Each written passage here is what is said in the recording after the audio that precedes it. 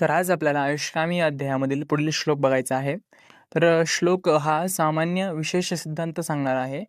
तर श्लोक असा आहे, वृद्धी समाने सर्वेषां विपरीतय विपर्यय. तर या श्लोकामध्ये असं सांगितलंय की आयुर्वेदामध्ये सामान्य विशेष सिद्धांत हा मूलभूत सिद्धांत मानलेला आहे.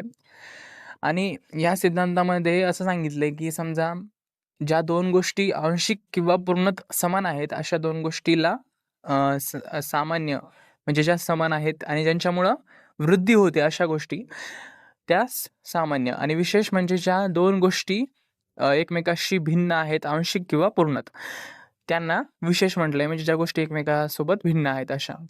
तर ह्या ज्या सामान्य आणि विशेष सिद्धांतातल्या गोष्टी आहेत यांचा जो विशेषता यांचं जे आहे ते द्रव्य स्तरावर अथवा गुणस्तरावर किंवा कर्मस्तरावर यांचा जे परिणाम आहे ते दिसून येत असतो.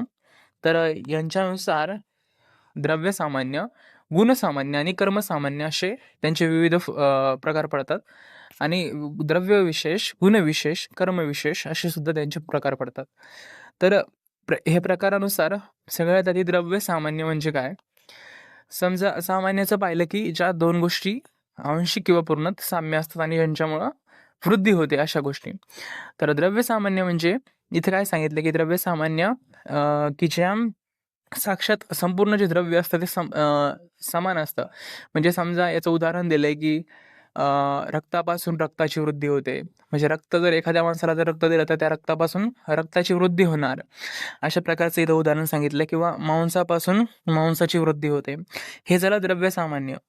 आता गुणसामान्यमध्ये कसं असतं की समजा त्या जे गुण आहेत ते गुण सामान्य किंवा म्हणजे पूर्ण किंवा अंशात पूर्ण हे असणार, समान असणार. आणि याच्यामध्ये उदाहरण सांगितले की केळी आणि खजूर जर आपण खाल्ले तर कफाची वृद्धी होते.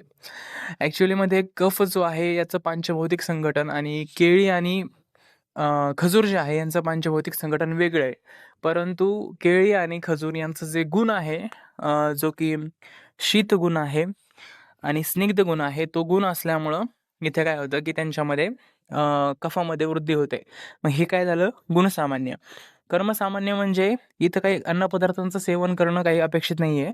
म्हणजे इथं शरीराकडून केली जाणारी क्रिया, शरीराकडून समजा व्यायाम जर केला तर व्यायाम केल्यानंतर दोष, धातू, मल यांच्यामध्ये जो येणारा जो बदल आहे तो इथं कर्मसामान्यमध्ये येत असतो. आणि अशाच प्रकारे द्रव्यविशेष, गुणविशेष आणि कर्मविशेष समजून घेतलं पाहिजे. अशा या श्लोकाचा अर्थ आहे. धन्यवाद.